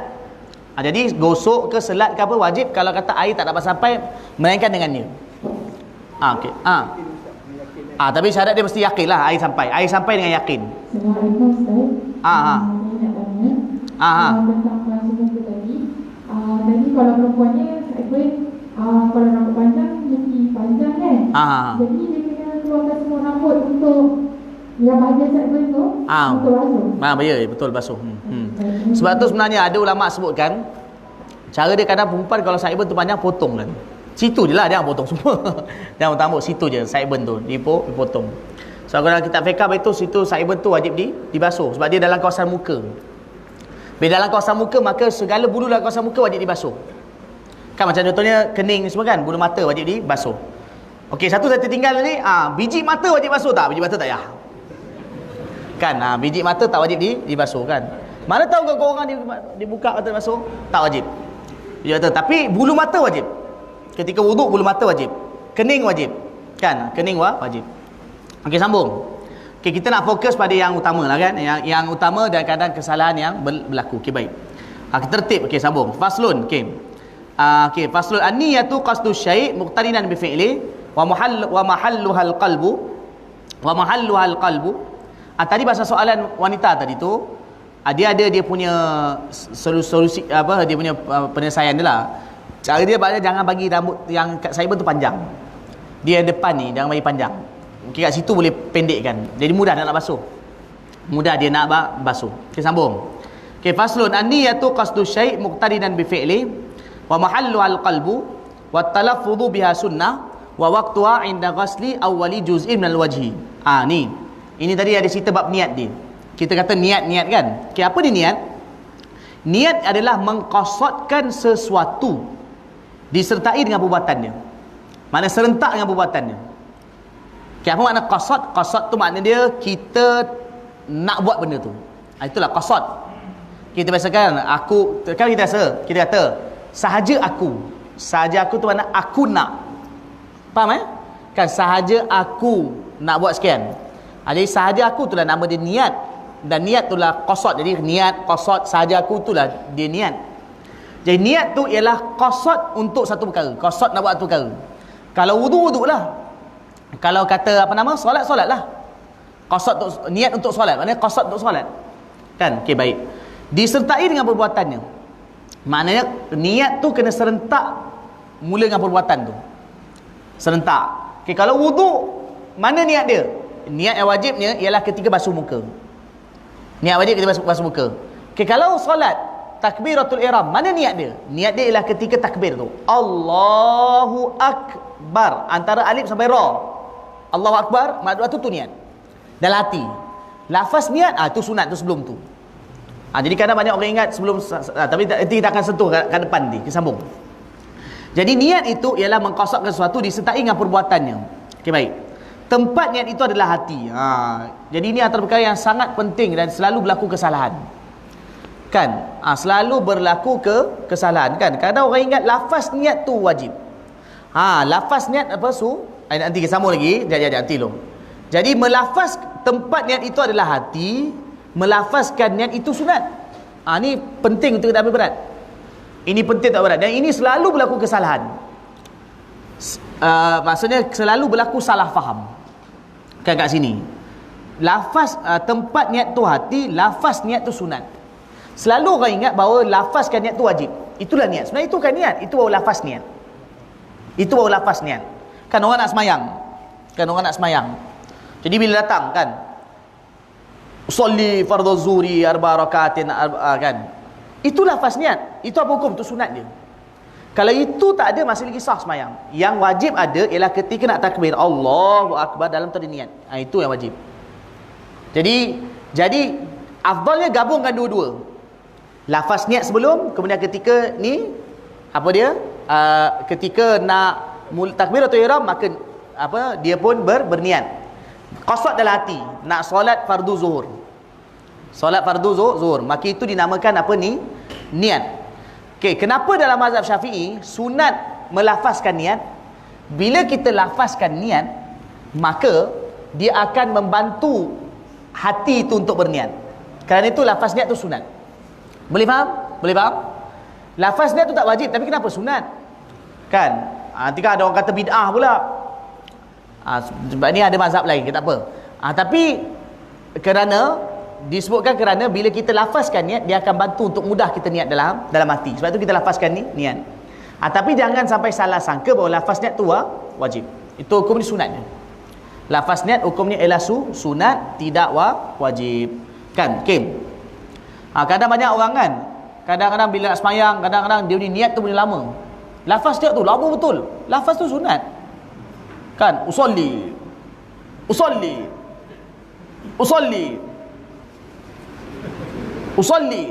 kan? Fardaz tak betul lah, fardaz zuri. Tapi bila imam rukuk, cepatlah masuk usolli fardaz zuri, Allah Akbar. Tadi tak boleh kan, lambat kan. Ni jadi apa yang susah sangat niat tu kan. Jadi ni kan. Okey. Jadi itu dia tu tak masuk kata. Tak masuk. Jadi tak tahu kenapa tak masuk, wallah. Okey. Jadi tempat niat adalah hati, melafazkan niat itu adalah sunat. Jadi waktunya, jadi satu orang kalau ambil wudu, kalaulah dia tak lafazkan niat, sah. Dengan syarat dalam hati ada niat. Sebab itu tempat bagi niat yang sebenar. Okay, waktunya adalah ketika membasuh awal juzuk daripada muka. Ni saya dah sebut tadi. Kan kita basuh muka atas kan, bermula atas. Jadi waktu itulah kita mula berniat. Ni kalau untuk, maksudnya kalau untuk wudu. Kalau untuk wudu kita mula niat kat sinilah. Tapi kalau untuk takbiratul ihram, yang mana? Itu baca niat, lafaz niat. Mana kita berniat tu, qasad tu, kita qasad tu sebelum daripada basuh muka, tak sah lah. Tapi dia tengok macam ni. Kadang orang tu macam ni. Dia dah mula dia ambil air kan. Lepas tu dalam hati dia dah mula macam dah datang dengan niat tu. Dan nak berwuduk Allah Ta'ala. Dan niat itu Dan niat itu berkekalan. Bila dia mula basuh muka, niat tu masih ada. Tu dah kira niat. Faham? So niat tu dah sah. Kan? Dipanggil istishab, Istishab ni maksud dia menyertakan niat tu terus sampai ni. Kan? Jangan dia putuskan niat tu. Okey? Sampailah dia sentuh muka, maka sah. Ya. Maksud dia tadi dia berniat sebelum basuh muka. Tak boleh lah kan? Kalau kata berniat sebelum basuh muka, lepas tu dia dah hentikan niat tu, baru basuh muka tu tak sah. Baru basuh muka tu tak sah. Kan? Tapi kalau dia niat, kemudian lepas tu maksudnya dia dah ambil air, kemudian waktu tu dia dah mula datang macam ni. Dan lepas tu dia basuh muka, dalam hati dia masa tu ada niat. Mula basuh muka tu dah dalam hati masih ada niat. Sah. Tapi cuma tuan-tuan janganlah susahkan sangat diri. Sebab kadang-kadang kalau kita terlalu susahkan diri, itu dia akan berlaku was-was tu. Kadang dia terlalu susahkan diri, jadi was-was. Tengok jam mata, niat ke belum? Tu nanti dah lama kena penyakit was-was. Dan tu. Jadi mudah kan? Jadi Allah dan di bidang ni kan, aku berdoa Allah Taala. Dah selesai. Kan? Selesai Pasal niat ni,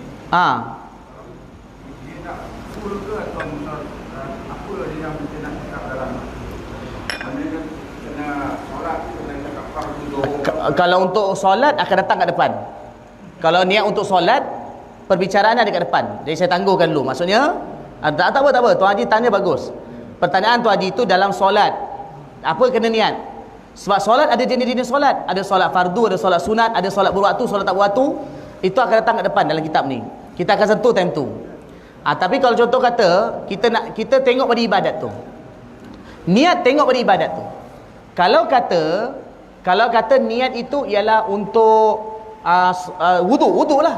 Saja aku berwudu. Okay, kalau untuk puasa, saja aku berniat puasa. Kalau untuk puasa, mendatangkan lillahi ta'ala ialah hukum dia sunat. Tapi sunat datanglah. Jadi biasanya ulama yang ajar kita lillahi ta'ala semua sempurna tu, supaya kita gabungkan antara wajib dan sunat. Okey? Kita gabungkan semuanya. Itu pun sunat. Mendatangkan adaan. Adaan lah lillahi ta'ala, hukum dia sunat. Dia yang wajib tu qasad. Kalau untuk solat fardu, coba contoh dia fardu zuhur. Yang wajib ni kalau ikut usolli fardu zuhri, itu yang wajib. Tapi arba'a rakaatin adaan lillahi ta'ala, itu semua sunat. Tapi kalau dia solat jadi makmuman lillahi ta'ala, itu hukum dia wajib.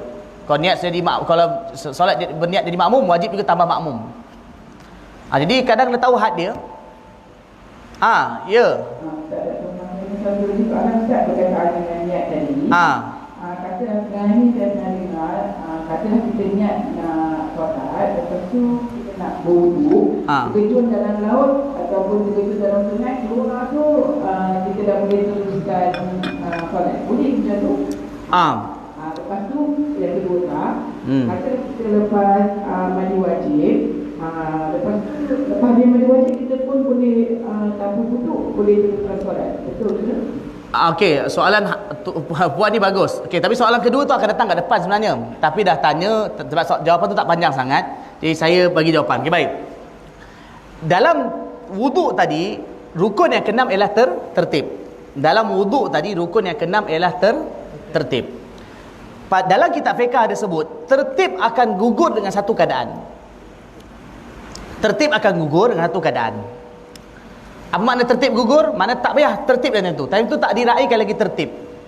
Dia akan gugur dengan satu keadaan. Bila satu orang dia celumkan, dia terjun dalam kolam laut dan seumpamanya, seluruh badan dia. Selepas dah seluruh badan, sekali ngarang rambut dia dah tenggelam habis. Dan lepas tu dia pun saja aku angkat adas atau saja aku berwuduk kerana Allah Ta'ala, terus sah. Dia boleh keluar terus mayang Allahu Akbar, cuma pastikan pakai baju. Kalau tak pakai baju kan tak sah. Ini jadi apa? Dia boleh terus solat. Maksudnya itu situasi yang mana tertib gugur.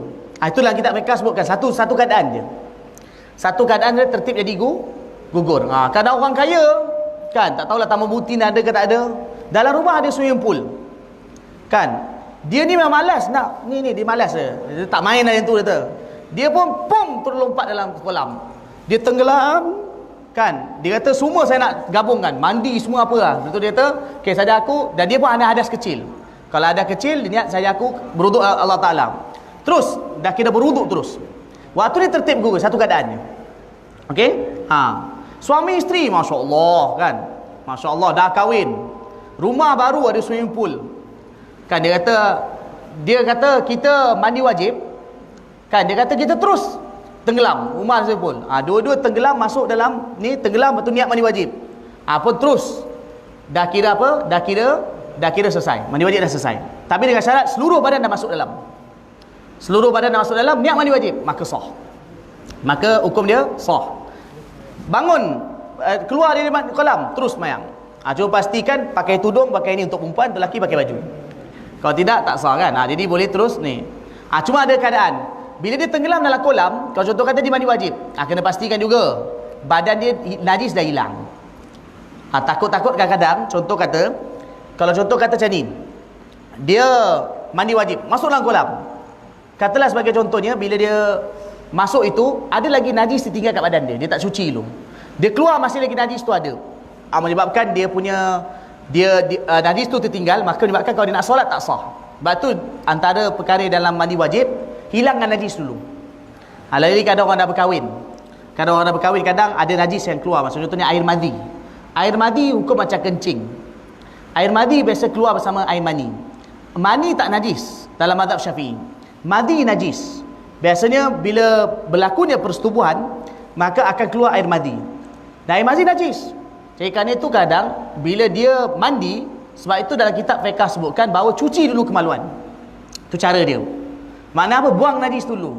Lepas dah buang najis, barulah dia dia mandi. Okey, sambung. Tak apa. Puan ada jelas Puan okey, sambung. 10 minit lagi. Okey, terima kasih Tuan Haji. Okey. Okey, sambung wa tartibu, tengok Ustaz sebelah, Musa 26. Oh, ini baru cerita mandi, wuduk kan dah panjang. Belum solat masuk, tapi tak apa, tak ada masalah. Okey. Wa tartibu alla yuqaddama udwun ala udwin. Tu diterangkan. Tertib tu ialah iaitu tidak mendahulukan satu anggota ke atas satu anggota yang lain. Ni saya dah terang di tertib. Kita sebut tertib dalam wuduk. Apa makna tertib? Tertib ialah tidak mendahulukan satu anggota ke atas satu anggota yang lain. Dan untuk jadi sahnya tertib tu ialah bila makna setiap anggota tu kita dah sempurnakan dia, barulah dimulakan dengan anggota yang selepasnya. Lepas tu ada perbahasan air sedikit dan banyak. Tak apalah, itu kita langkau.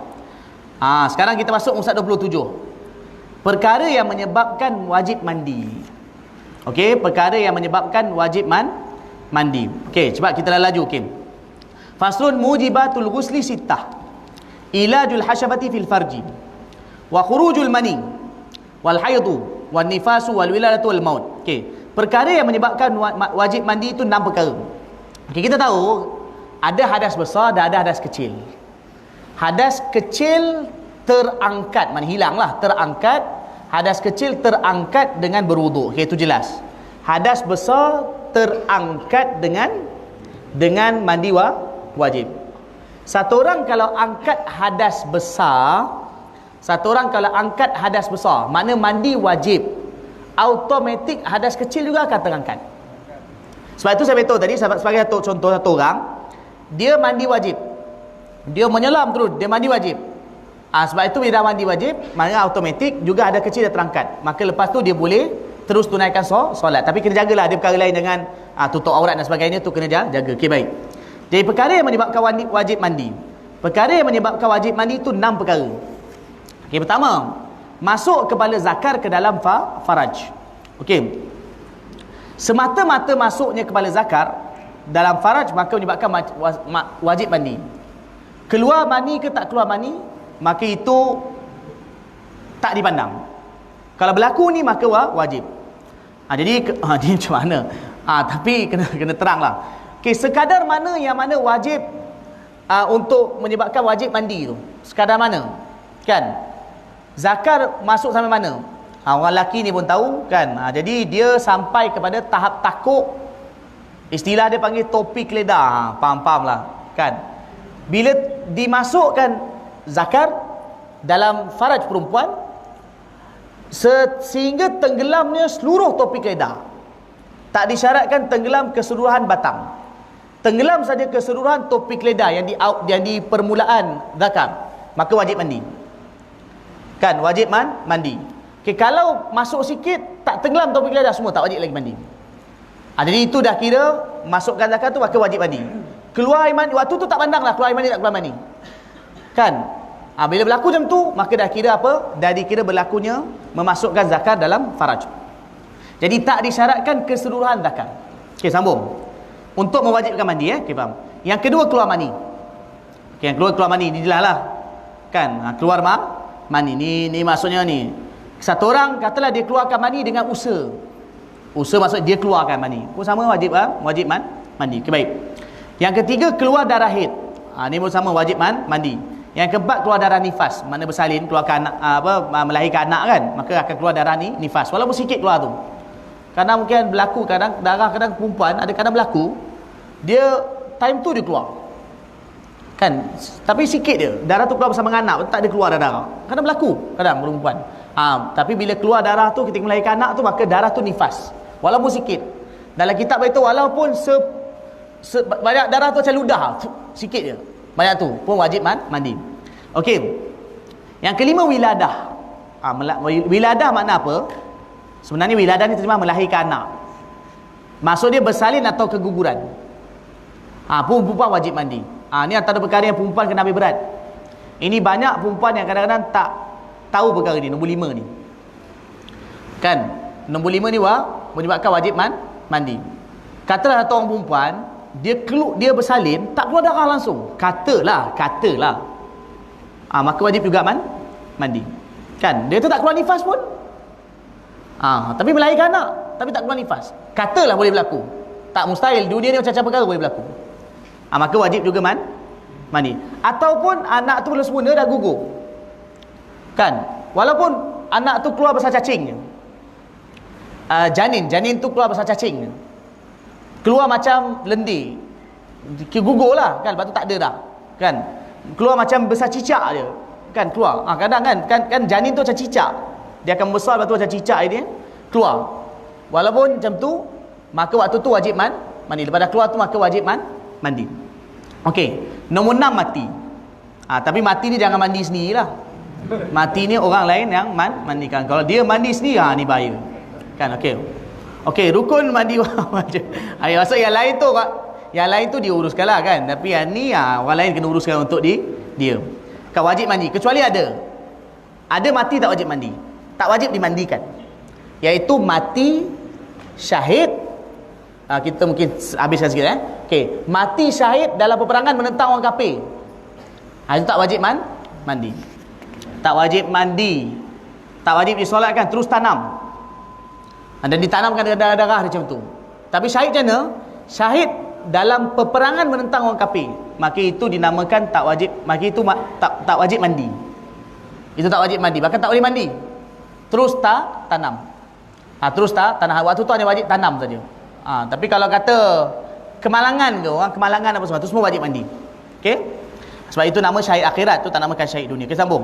Rukun mandi wajib. Okey, kita ni last. Lepas tu kita rehat Rukun mandi wajib. Faslun, furudul ghusli isnan. An-niyatu wa ta'mimul badani bil ma'.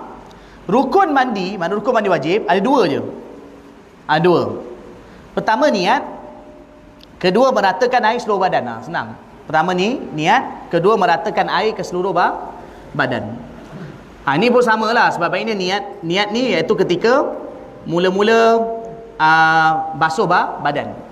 Tapi sebenarnya kalau untuk mandi wajib, saya beritahulah cara yang memang sebenarnya cara yang bagus. Lagi-lagi untuk orang dah kahwin. Kan? Ni saya beritahu ni cara yang sunat lah, yang baik ni untuk kita mandi wajib. Sebab baik ni bila kita nak mulakan mandi wajib, cara senang ni ialah bila kita nak mulakan mandi wajib, cara yang terbaik ialah pertama kita buang najis dulu. Buang najis maksud saya buang air dulu. Kencing. Nak berak-berak lah. Kan? Tapi kencing keluar. Kenapa bila kita buat macam tu? Kerana dalam saluran kencing kadang ada mani. Tapi bila kita buang air, terutama bagi lelaki, bila kita buang air, maka semua tu dah bersih. Okey, lepas dah habis kencing buang air semua, basuh kemaluan. Kemaluan kita waktu tu kita basuh. Hilangkan semua najis kat kemaluan. Kadang-kadang ada macam lendir yang najis. Air madi mungkin tinggal, bersih dulu. Kemaluan tu bersih. Okey, punggung kita pun bersihkan. Kawasan yang mungkin kita rasa boleh waktu tu terkena najis, bersihkan semua tu. Okey, selepas dah bersihkan semua perkara tersebut, lepas dah buang air bersihkan semua perkara tersebut, lepas tu pergi apa? Ambil wuduk.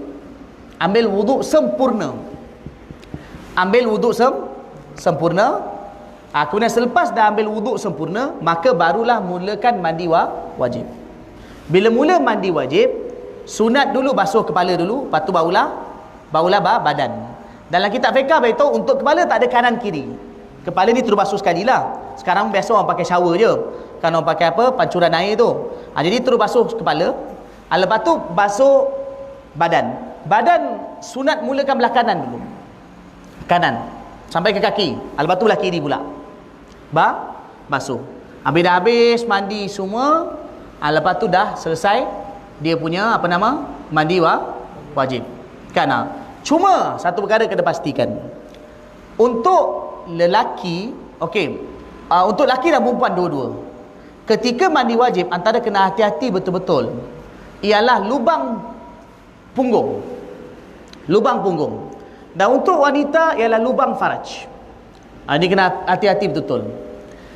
Kawasan yang terbuka ke bawah kelengkang, yang bila satu orang tu duduk, maka kawasan itu terbuka, maka kawasan itu wajib disampaikan air kepadanya. Faham? Kawasan yang terbuka, terzahir, ketika satu orang tu duduk, maka kawasan itu wajib disampaikan air. Okay, kata orang kalau berdiri, dia punya lubang punggung terbuka tak? Tak terbuka. Tapi bila dia duduk, maka akan lebih lagi terbuka. Kan? Tak payahlah teran, tak payah teran dah. Tapi dia duduk je. Bila dia duduk cangkung, maka akan lebih lagi terbuka. Kawasan yang terbuka ketika duduk tu kena sampai kain. Wanita pun sama. Bahkan wanita satu punggung, atau lagi lubang faraj dia. Faraj dia. Jadi bila dia duduk, maka itu lebih terbuka. Yang terbuka, yang terzahir ketika duduk, maka itu kena sampai kain. Sebab itulah kadang-kadang kalau contoh kata orang kena mandi pakai shower. Bila tengah mandi-mandi tu duduk sikit dan lalukan air ke situ. Lalukan air ke situ, ke lubang punggung tu. Kan kadang-kadang mungkin kat kawasan kemaluan depan tak ada masalah sangat, tapi kat situ. Macam wanita juga sama. Jadi kalau nak selamatnya kadang-kadang mudahnya kadang kalau nak selamatnya ialah kalau kata contoh kata ada cebok. Baiknya kadang pakai tangan. Tapi kalau kata ada cebok ke, orang kata pergi jirus air kat situ. Dia duduk, air jirus kat situ. Kan jadi pastikan air kena kat situ. Kalau dia takut tak kenanya air. Jadi dia kena ambil berat perkara tersebut. Kadang banyak orang dia mandi wajib berdiri je. Bila dia mandi wajib berdiri, lubang untuk tak kena. Tak sah. Jadi tak sah mandi wajib, tu semayang pun tak sah. Tak tahu berapa lama dia berjunub. Na'udzubillah. Kan jadi kan itu bila mandi wajib kena ada sikit duduk. Bukan kena ada, bahkan bukan ni, memang kena duduk. Maksudnya time nak basuh punggung tu, air sampai ke punggung kena duduk. Kena duduk, pastikan air sampai di dalam kawasan punggung tu dan juga dalam kawasan faraj bagi wanita. Itu kena pastikan. Okey, tadi saya kata bila satu orang ambil wuduk, tadi ni sebelum ambil mandi wajib tu dia dah wuduk kan. Lepas tu dia mandi wajib. Lepas tu kena tak lagi dia berwuduk? Dia tak kena wuduk dah. Kecuali ketika masa dia mandi wajib tu disentuh lagi kemaluannya. Waktu tu lepas tu kena ambil wuduk semula. Boleh faham Okey, baik. Wallahualam, sampai itu saja. Nanti kita rehat dulu. Okey, nanti jap. Jap Tuan Haji. Ada apa nak tanya ke? Pasal mandi wajib? Kalau kita air basah. Air basah tu nanti ganggu. Okey, Tak kita mandi telanjang. Hukum mandi telanjang lah. Tuan Haji nak tanya hukum mandi telanjang ke? Maknanya kita buka lah. Sebenarnya kalau kita mandi sebenarnya pun sunat ada kain basahan. Sebenarnya kalau kita mandi telanjang harus. Kalau kita rasa dengan kain basahan itu menyebabkan air tak sampai, maka kita Maka kita rengganglah kain tu sejak. Pasal air. Mana kadang mungkin kain basah kita pakai. Renggangkan dia kain tu. Sekarang pun orang mandi biasa pakai shower. Kalau dia renggangkan kain tu, buka sekejap jadi air lalu. Kan? Atau mungkin dia rasa macam susah nak sampai air, dia boleh buka dia punya kain. Kan? Mandi telanjang. Kan? Orang Melayu ni antara adat mereka yang baik, yang sebenarnya ikut sunnah. Adat tunai ikut sunnah ialah biasanya orang Melayu antara ajarannya ialah mandi pakai kain basahan. Sebenarnya itu adalah sunnah. Sebenarnya mandi bukan terus bogel. Kan? Walaupun boleh. Dia tak ada siapa nak jenguk, bukan masalah tak ada siapa nak jenguk. Masalahnya ialah dia dari segi adabnya tidak macam tu. Jadi mandi ada pakai kain basahan. Nabi pun mandi pakai ada kain. Mana ada kain yang menutup badan, kan? Bukan semua tanggal. Kan bukan semua tanggal. Walaupun itu adalah hukumnya harus lagi mana tak ada orang tengoklah. Kalau ada orang tengok jadi haram. Okay, baik. Allah. Kan kadang macam contohnya kadang-kadang macam orang duduk asrama kan.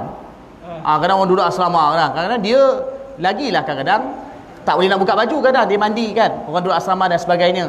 Jadi kalau kata duduk asrama ke apa, askar lain lah kan. Askar ni dia biarkan cerita sama dia faham. Kan okey. Jadi askar faham lah cerita tu okey. Jadi askar lain okey. Askar dikecualikan. Okey baik. Dia tak mandi wajib boleh telanjang tak okey. Jadi apa? Okey. Jadi kadang-kadang bila macam tu dia time nak basuh bawah tu rengganglah sikit kain. Dan kemudian bila dia tu saya kata tadi tu bila dia nak basuh punggung tu dia duduk ambil cebok.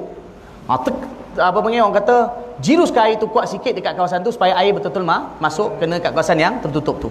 Baik, wallahu alam. Okey sampai tu. Okey.